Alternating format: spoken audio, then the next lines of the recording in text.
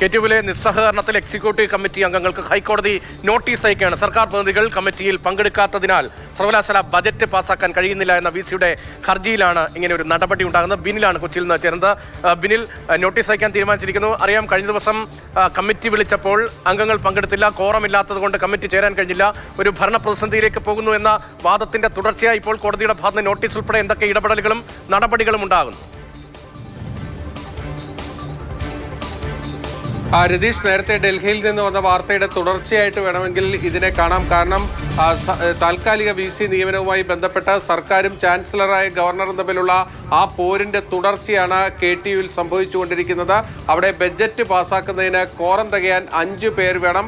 ഇവിടെ 4 പേരെ മാത്രമാണ് സർവകലാശാലയ്ക്ക് ഉള്ളിൽ നിന്നുള്ളത്. മറ്റ് ഉള്ളവർ സർക്കാർ പ്രതിനിധികളാണ്. ധനകാര്യ ഉന്നത വിദ്യാഭ്യാസ സെക്രട്ടറിമാർ, അതോടൊപ്പം തന്നെ ടെക്നിക്കൽ ഡയറക്ടർ, അതോടൊപ്പം തന്നെ 2 MLA-മാർ. ഈ പ്രതിനിധികൾ ആരും തന്നെ ഈ കമ്മിറ്റി യോഗം വിളിച്ചാൽ വരുന്നില്ല എന്നതാണ് വൈസ് ചാൻസലർ ശിവപ്രസാദിന്റെ ആരോപണം. ആ കാര്യത്തിൽ ഈ സർക്കാർ പ്രതിനിധികൾക്ക് നിർദ്ദേശം നൽകണം എന്ന ആവശ്യവുമായിട്ടാണ് VC ഹൈക്കോടതിയിൽ എത്തിയിരിക്കുന്നത്. അതിലിപ്പോൾ ഈ സർക്കാർ പ്രതിനിധികൾക്ക് ഹൈക്കോടതി നോട്ടീസ് അയച്ചിരിക്കുകയാണ്. അവരുടെ നിലപാട് ആരായാൻ കോടതി തീരുമാനിച്ചിരിക്കുന്നു. അതിനുശേഷമായിരിക്കും ഉചിതമായ തീരുമാനം കോടതിയുടെ ഭാഗത്തു നിന്ന് വരിക. ഇവിടെ ബജറ്റ് പാസ്സാക്കാത്തതിനാൽ സർവകലാശാലയുടെ ദൈനംദിന ആവശ്യങ്ങൾക്ക് പോലും പണം കണ്ടെത്താൻ വിഷമിക്കുന്നു എന്നതാണ് VC ഹൈക്കോടതിയെ അറിയിച്ചിരിക്കുന്നത്.